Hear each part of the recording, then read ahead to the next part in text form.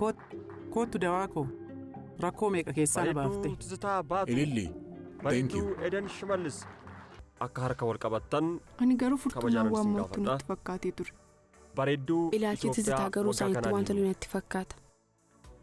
Bareedduun miidhagduun Itoophiyaa injifattuu bara kanaa kan taate bareedduu Eden Shimallis. Ahaa, ada qarshii sidha miti kaffaltii ishee waggaa kan nyaate. Eessa baashee sittaa tolu Zinnaash. Kunoo waggaa tokko guutuu garbummaa jalaan baatu. Maal jettaa?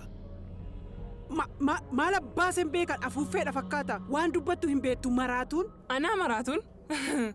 Moo mucaashee garbummaaf qodaa dhiqotti kan gurgurteedha maraatuun?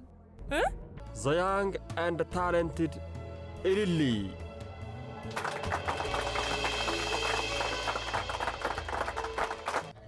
Nagaa akkam jirtu?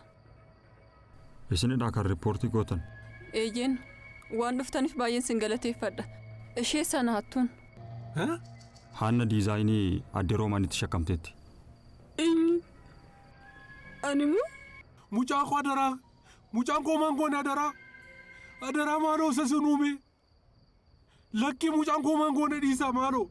Maaloo rabbiin sodaadha.